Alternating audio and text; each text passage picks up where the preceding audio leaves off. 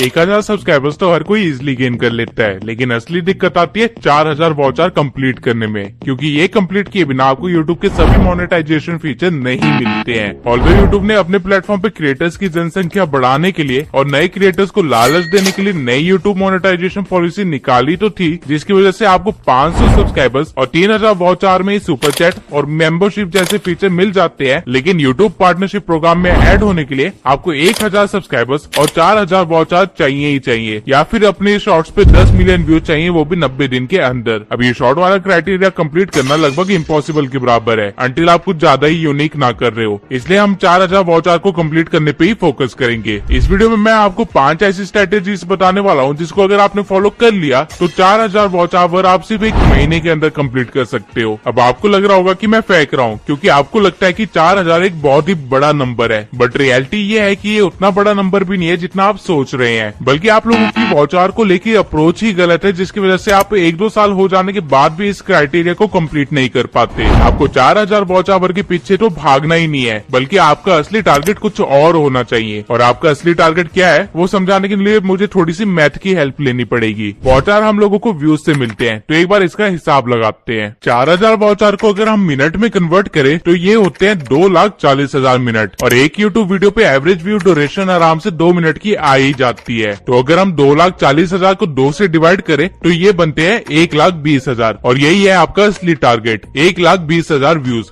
बस। और 120 के व्यूज तो तब जब आपको 2 मिनट का एवरेज व्यू ड्यूरेशन मिल रहा है, लेकिन अगर आपको अपनी वीडियोस पे 5 मिनट का एवरेज व्यू ड्यूरेशन मिल जाए तो आपको बस 48 के व्यूज लाने हैं, सीधा 60% कम। नाउ आई नो आपके दिमाग में चल रहा होगा कि ये 5 मिनट का एवरेज व्यू ड्यूरेशन कैसे निकलेगा, तो इसका बहुत ही सिंपल सा आंसर है, वीडियो की लेंथ को इंक्रीज करके। मुझे मेरी 10 से 12 मिनट वाली वीडियोस में सिर्फ 3 मिनट का एवरेज व्यू ड्यूरेशन मिलता है, वहीं जो मेरी वीडियोस 20 मिनट से ज्यादा की होती है उन पे मुझे एवरेज व्यू ड्यूरेशन मिलता है 4 से 5 मिनट तक का। ऑल्दो एवरेज व्यू ड्यूरेशन की इंक्रीज होने के पीछे कई सारे रीजंस होते हैं, जैसे कि वीडियो का टॉपिक, लेकिन एक फैक्टर जो कि मेजर रोल प्ले करता है आपकी एवरेज व्यू ड्यूरेशन में, वो है क्वालिटी कंटेंट। अब वीडियो में आगे बढ़ने से पहले मैं आपको बता दूं कि मैं पूरी वीडियो में टारगेट 48 के व्यूज ना लेके 120 के व्यूज लेके ही चलूंगा, और एवरेज व्यू ड्यूरेशन भी 5 मिनट की जगह 2 मिनट ही लेके चलूंगा, ताकि वीडियो हर तरह की नीश के क्रिएटर्स के लिए यूजफुल रहे। नाउ इससे पहले कि मैं आपको वो 5 स्ट्रेटेजीज बताऊं जिससे आप 120 के व्यूज गेन कर सकते हैं, उससे पहले मैं आपको कुछ इन्फॉर्मेशन इससे रिलेटेड भी दे देता हूं कि कैसे आप अपने एवरेज व्यू ड्यूरेशन को बढ़ा सकते हैं, ताकि आपको कम मेहनत करनी पड़े। जैसा कि मैंने कहा, एवरेज व्यू ड्यूरेशन बढ़ाने के लिए आपको चाहिए क्वालिटी कंटेंट, और क्वालिटी कंटेंट बनाने के लिए आपको सिर्फ 3 फैक्टर्स के ऊपर वर्क करना है, अच्छी स्क्रिप्ट, अच्छी एडिटिंग और अच्छी इन्फॉर्मेशन। लेकिन इन तीनों फैक्टर्स के अंदर सब फैक्टर्स है जो कि एक्चुअल में कंटेंट को अच्छा बनाती है। शुरू करते हैं सबसे पहले फैक्टर से, जो कि है स्क्रिप्ट। एक बार कोई बंदा आपके टाइटल और थंबनेल को देख के उस पर क्लिक कर दे तो उसके बाद उस बंदे का दिमाग जो सबसे पहली चीज पकड़ेगा वो ये होगा कि क्रिएटर आखिरकार बोल क्या रहा है, और स्टार्टिंग के 15 सेकंड में जो आप बोलेंगे उसी के बेसिस पे वो बंदा डिसाइड कर लेगा कि आगे की वीडियो देखनी है या नहीं। ये स्टार्टिंग के 15 सेकंड को हम हुक बोलते हैं, और यही किसी भी वीडियो का सबसे इंपॉर्टेंट हिस्सा होता है। इसलिए बड़े यूट्यूबर्स भी स्टार्टिंग में हुक लिखने के लिए काफी दिन लगा देते हैं। वहीं आप लोग क्या करते हो? Hello friends, welcome back to my YouTube channel. ये सबसे वर्स्ट भी होता है किसी भी वीडियो को स्टार्ट करने का। लोगों का अटेंशन स्पैन काफी ज्यादा गिर चुका है, इसलिए आपको मेक श्योर करना है कि आप ऑडियंस के माइंडसेट के अकॉर्डिंग वर्क करो। लेकिन अब सवाल आता है कि एक अच्छा हुक या इंट्रो कैसे लिखे। तो अब आपका इंट्रो और आपका हुक काफी ज्यादा डिपेंड करता है आपकी नीश के ऊपर। फॉर एग्जाम्पल, कोई बंदा अगर टेक नीश में है, या फिर वो टिप्स एंड ट्रिक्स नीश में है, या फिर वो चैलेंज वीडियोस बनाता है, तो वो बहुत ही इजिली पे ऑफ कॉन्सेप्ट का यूज कर सकता है और 70% प्रॉमिस के साथ वो काम चला सकता है। इस कॉन्सेप्ट को मैंने अपनी पिछली वीडियो में काफी अच्छे से एक्सप्लेन किया है, लेकिन अगर आप लोगों ने उसे मिस कर दिया है तो मैं आपको एक बार दोबारा से रिकैप दे देता हूँ। इस कॉन्सेप्ट के अकॉर्डिंग आप स्टार्टिंग में कुछ इम्पॉसिबल से या कुछ बहुत ही अमेजिंग प्रॉमिस करते हो अपनी ऑडियंस से, और लेटर ऑन वीडियो में उसको पूरा करके दिखाते हो, लेकिन नॉट एग्जैक्टली जिस तरह आपने प्रॉमिस किया था, बल्कि थोड़े से लूप होल्स निकाल के। मिस्टर बीस्ट अपनी वीडियोस में इसी कॉन्सेप्ट का यूज करता है, इसलिए उसका एवरेज व्यू ड्यूरेशन काफी ज्यादा है। लेकिन ये कॉन्सेप्ट हर एक नीश में नहीं चल सकता,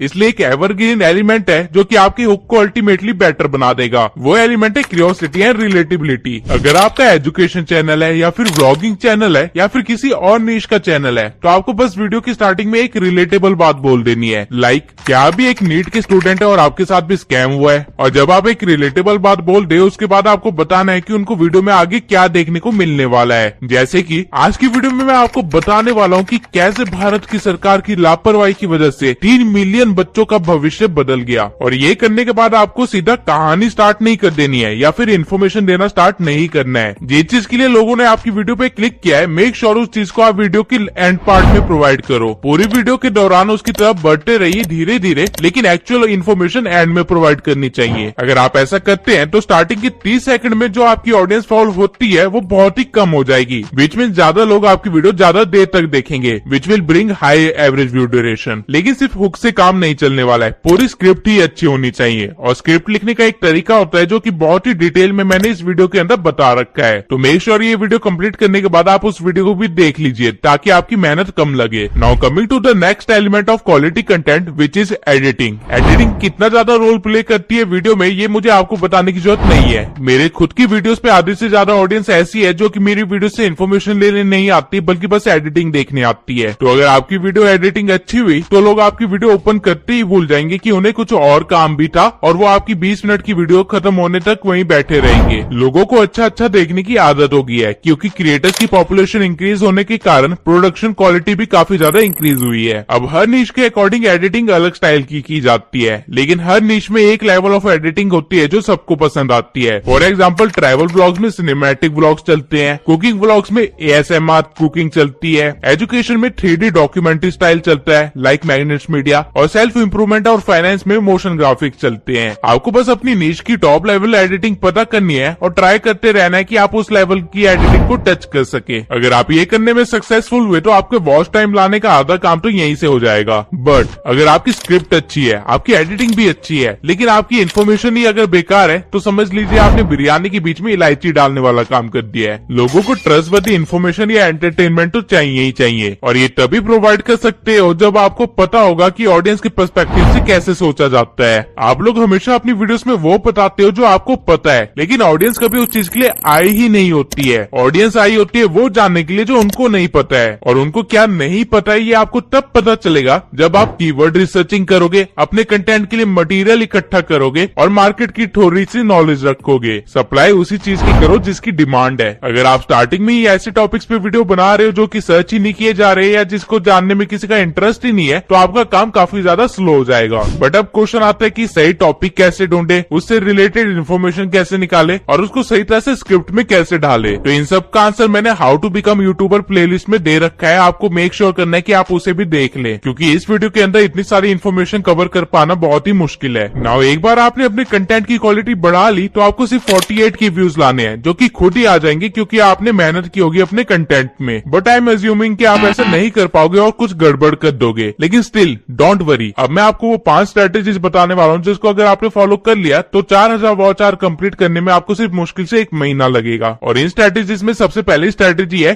कैचिंग दी ट्रेंड। देखिए, आपके चैनल की वॉच आवर कंप्लीट ना होने के पीछे बहुत ही सिंपल सा रीजन है, व्यूज ना आना। और व्यूज लाने का एक बहुत ही सिंपल सा तरीका है ट्रेंड को पकड़ना। अब ट्रेंड को पकड़ने के भी 2 तरीके होते हैं जो कि आपकी नीश पे डिपेंड करेगा। अगर आप किसी ऐसी नीश में है जो कि ट्रेंडिंग न्यूज या फिर वायरल मीम या फिर किसी कंट्रोवर्सी के ऊपर कंटेंट बना सकता है बिना अपने नीश को ब्रेक किए, तो आपके तो मजे ही मजे हैं। कुछ ऐसी नीशेस जो ये काम कर सकती है वो है roasting channels, education channels, vlog channels या रिएक्शन चैनल्स। आप लोगों के लिए काम बहुत ही ज्यादा आसान है। लेकिन अगर आप किसी और नीश में हो जैसे कि मेरी नीश, तो आपको दूसरा तरीका आजमाना पड़ेगा जो कि है ट्रेंड जैकिंग। आपको अपनी नीश से रिलेटेड टॉपिक वीडियो या फिर बंदे से रिलेटेड वीडियो बनाना स्टार्ट कर देना चाहिए, जैसा कि मैंने किया था डिकोडिंग वाईटी, एल्ग्रो और डूबराटी के ऊपर वीडियो बनाकर। आप अगर जल्द से जल्द वॉच टाइम कंप्लीट करना चाहते हैं तो बेस्ट यही होगा कि आप वो प्रोवाइड कीजिए जो ऑडियंस देखना चाहती है। हो सकता है आपके पास खुद का कंटेंट हो जो कि बहुत ही ज्यादा यूनिक हो और आपको पूरा कॉन्फिडेंस हो कि वो वर्क करेगा,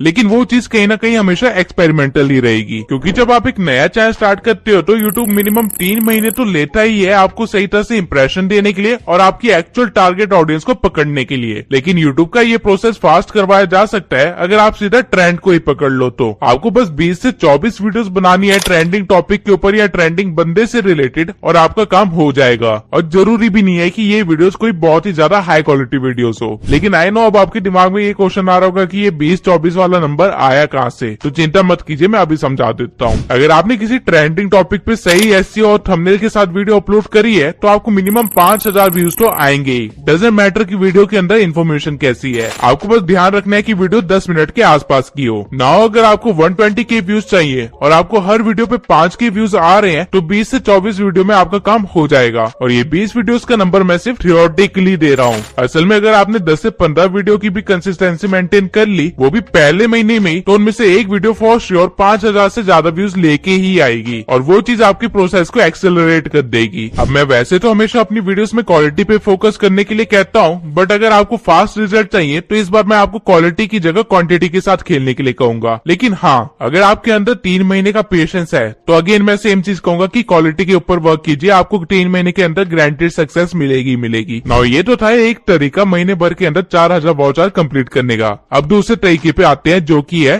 प्लेलिस्ट।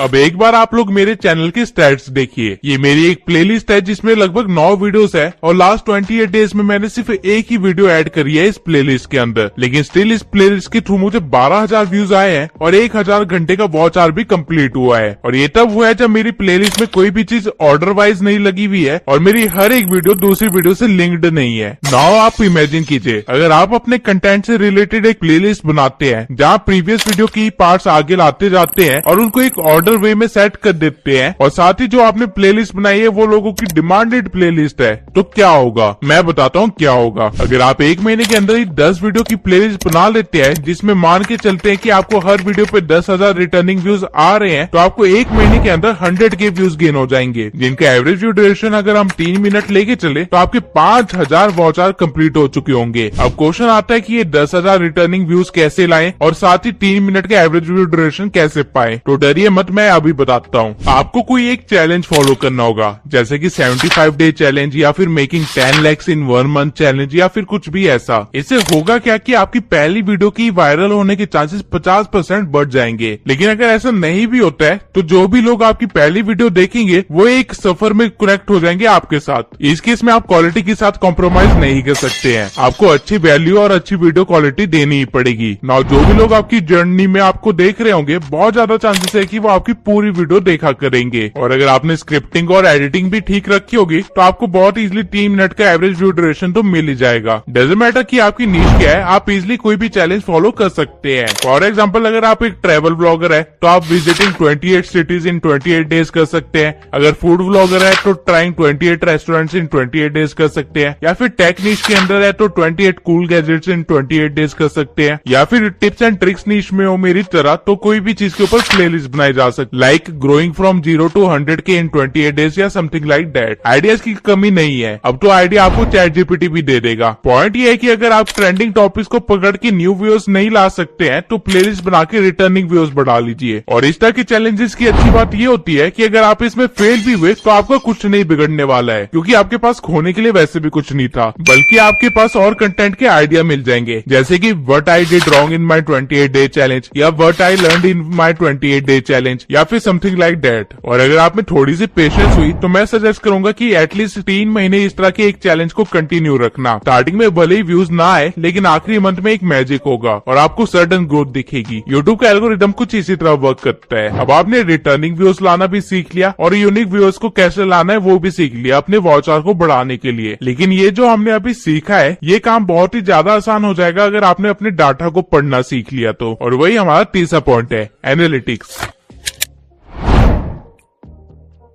किसी भी सोशल मीडिया का सबसे बड़ा सच है डाटा, और जो डाटा कह रहा है उसे समझो और वही करो तो तुम्हारा काम खुद ब खुद सोशल मीडिया ही कर देगा। और यूट्यूब की ये बहुत ही अच्छी बात है कि वो आप लोगों को बहुत ही ज्यादा डाटा प्रोवाइड करता है। मैंने पहले भी कहा था और मैं दोबारा से रिपीट करूंगा, जो चीज सोशल मीडिया पे पहले वर्क कर चुकी है वो दोबारा वर्क जरूर करेगी। लेकिन अब आप कहोगे कि इस चीज का डाटा यूट्यूब कहाँ प्रोवाइड करता है, तो जवाब है प्रोवाइड करता है। आपको सबसे पहले अपने एनालिटिक्स में जाना है यूट्यूब स्टूडियो के, और फिर कंटेंट वाले टैब में जाके how viewers find your videos पे जाना है। यहाँ पे आपको यूट्यूब सर्च वाले आइकन पे आना है and you will get all the keywords on which your video and channel is ranking. अब जो कीवर्ड्स आपके चैनल के लिए पहले से वर्क कर रहे थे, अगर आप उन कीवर्ड्स के ऊपर और वीडियो बनाएंगे तो ऑब्वियसली वो वीडियोस चलेंगी और आपको और भी ज्यादा व्यूज मिलेंगे, क्योंकि लोग आपको ढूंढ ही उस कीवर्ड की वजह से पा रहे हैं। जैसे कि मेरे केस में आप देख सकते हैं, मेरे चैनल नेम के बाद यूट्यूब ऑटोमेशन और कैपकट वीडियो एडिटिंग की वजह से लोग मुझे ज्यादा ढूंढ पा रहे हैं। और जब भी मैंने इन टॉपिक्स के ऊपर वीडियो बनाई है तो आप खुद देख सकते हैं कि उन्होंने कितना अच्छा परफॉर्म किया है। आपके पास अगर पुराना चैनल है जिसपे थोड़ा सा कंटेंट डला हुआ है तो आपके पास ये डाटा भी होगा। और बाय चांस अगर आपका चैनल टोटली नया है तो आई विल प्रेफर कि आप ट्रेंड चेकिंग का ही इस्तेमाल करें। नाउ एनालिटिक्स में ये इकलौता फीचर नहीं है जो कि आपके काम का है, बल्कि यूट्यूब सर्च टैब के साइड में ही आपको सजेस्टेड वीडियो दिखेगी, जहाँ से ये पता चलता है कि आपकी वीडियो किस वीडियो के बाद सजेस्ट की जा रही है। अब मैक्सिमम वीडियोस तो वही होंगी जो कि आपने क्रिएट की है और उसी के बाद आपका कंटेंट सजेस्ट हो रहा होगा, लेकिन स्टिल उसके बीच में कहीं ना कहीं कुछ वीडियोस ऐसी भी होंगी जो आपने क्रिएट नहीं की है। आपको इसी तरह की वीडियोस ढूंढनी है। फॉर एग्जांपल मेरे डाटा में मैं वॉइस ओवर वाली वीडियो के बाद सजेस्ट हो रहा हूँ। इसका मतलब ये है कि अगर मैं वॉइस ओवर से रिलेटेड कुछ भी वीडियो बनाऊंगा तो उस पर अच्छे व्यूज आने के काफी ज्यादा चांसेस है। तो मुझे टॉपिक ढूंढने में ज्यादा मगजमारी नहीं करनी है, जो डाटा कह रहा है बस वही करना है और इंप्रेशन अपने आप आ जाएंगे। नाउ मैंने आपको डाटा के हिसाब से टॉपिक ढूंढना सिखा दिया, यूनिक व्यूअर्स को लाना सिखा दिया, रिटर्निंग व्यूअर्स को सस्टेन करना भी सिखा दिया। इसलिए अगली स्ट्रेटेजी पे बढ़ने से पहले मैं आपको एक कोट बताऊंगा, जो जितना दिखता है वो उतना बिकता है। हो सकता है आपके वीडियोस वगैरह सब अच्छे हो और आप कोई अच्छी सी स्ट्रेटेजी भी फॉलो कर रहे हो, लेकिन अगर आपको इंस्टेंट रिजल्ट चाहिए तो उस केस में आपको अगली स्ट्रेटेजी यूज करनी पड़ेगी, जो कि आपके व्यूज और वॉच टाइम को एकदम से बढ़ा देगी। ये स्ट्रेटेजी है कोलैबोरेशन। मिस्टर बीस्ट की पिछली 5 वीडियो में सिर्फ 100 मिलियन प्लस ही व्यूज आ रहे थे, लेकिन जैसे ही उन्होंने 50 यूट्यूबर्स को इंक्लूड करके वीडियो बनाई, बूम, सीधा 2 वीक्स के अंदर 200 मिलियन प्लस व्यूज और 1 महीने में ये वीडियो बड़े आराम से 300 मिलियन व्यूज भी क्रॉस कर देगी। लेकिन आपको अपना काम चलाने के लिए 50 यूट्यूबर्स नहीं चाहिए, एक भी चलेगा। आपको अपनी निश का कोई एक यूट्यूबर देखना है जो कि सेम लेवल पे हो या फिर आपसे थोड़ा अपर लेवल पे हो। अगर आप उनसे कोलैब कर पाए तो आपकी वीडियो पे बहुत सारे नए व्यूज आएंगे, आपको अच्छी खासी रीच मिलेगी और आपको बहुत ही जल्दी कंप्लीट हो जाएगा। लेकिन अब सवाल आता है कि कोई भी बड़ा यूट्यूबर आपके साथ कोलैब क्यों करेगा? सिंपल सा रीजन है, तब जब आप उसका कुछ फायदा करवाओगे। और किसी भी बड़े यूट्यूबर को उसका फायदा दिखाने के लिए आपको सबसे पहला काम जो करना होगा वो होगा अपने चैनल को बेटर बनाना। अगर आपका चैनल बहुत ही ज्यादा नूब है या फिर अनऑप्टिमाइज्ड है तो ऑब्वियसली कोई भी क्रिएटर आपके साथ कोलैब नहीं करेगा, क्योंकि इससे उसका ही नुकसान होने वाला है। लेकिन वहीं अगर आपने क्वालिटी कंटेंट बना रखा होगा और आपका चैनल अच्छे से ऑप्टिमाइज होगा और उसकी खुद की एक ब्रांड वैल्यू भी होगी, भले ही छोटे लेवल पे हो, तो ऑब्वियसली हर क्रिएटर आपके साथ कोलैब करना चाहेगा। अगर आप क्वालिटी कंटेंट बना रहे हैं तो उसके बाद आपको करना क्या है, आपको एक बड़े क्रिएटर को ढूंढ के उसे एक ऑफर देना है। ऑफर आप अपने अकॉर्डिंग कुछ भी बना सकते हैं, जैसे कि उसको अपनी कोलैब वीडियो की अर्निंग देना या फिर उसको कोई ऐसी सर्विस प्रोवाइड करना जो उसे चाहिए लेकिन मिल ना रही हो, जैसे कि थंबनेल या स्क्रिप्टिंग या रिसर्चिंग या कुछ भी। या फिर आप एक दूसरा मेथड यूज कर सकते हैं जो कि थोड़ा लंबा है लेकिन काफी ज्यादा इफेक्टिव है, रिलेशनशिप बिल्ड करना। अगर आप लोगों को दोस्त बनाते हैं तो उनसे काम करवाना बहुत ही ईजी हो जाता है, लेकिन इस चीज में थोड़ा टाइम लगता है और आपके पास नेटवर्किंग और कम्युनिकेशन स्किल्स अच्छी होनी चाहिए इस काम के लिए। अब ऑब्वियसली इस वीडियो के अंदर मैं आपको ये चीज तो नहीं सिखा सकता, ये तो आपको खुद ही डेवलप करनी पड़ेगी। बट मेक श्योर अगर आप कोलैबोरेशन कर रहे हैं तो आपको कुछ पॉइंट्स का ध्यान रखना है। कोलैब किसी अपनी नीश वाले बंदे से ही करना जिसके व्यूज या सब्सक्राइबर्स आपसे 3x हो, बस। ऐसा ना हो कि आपके 1000 सब्सक्राइबर्स ही और आप सीधा 100K वाले के पास पहुंच गए कोलैब के लिए पूछने के लिए। वो कभी भी इंटरेस्टेड नहीं होगा आपके ऑफर में अंटिल आप उसको कुछ बहुत ही ज्यादा यूनिक ना प्रोवाइड कर रहे हो। सेकंड पॉइंट इज, कोलैब आपको ऐसा नहीं करना है कि दोनों लोग मिलकर एक वीडियो बना लेते हैं, ये कोई इंस्टाग्राम नहीं है। अगर आप चाहते हैं कि कोलैब दोनों क्रिएटर्स को इक्वली फायदा दे तो एक वीडियो को 2 पार्ट्स में बनाओ और दोनों पार्ट्स को अलग अलग चैनल पे डाल दो और वीडियो के स्टार्टिंग में और एंडिंग में मेंशन कर दो कि इसका पहला पार्ट दूसरे चैनल पे है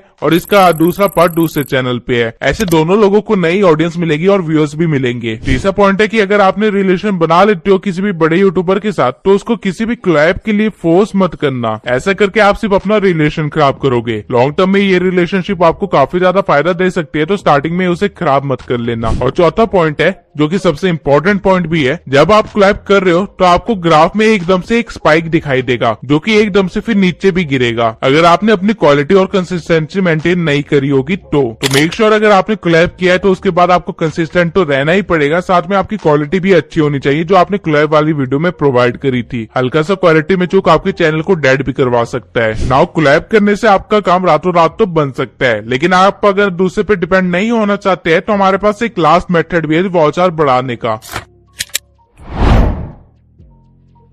गिव अवे।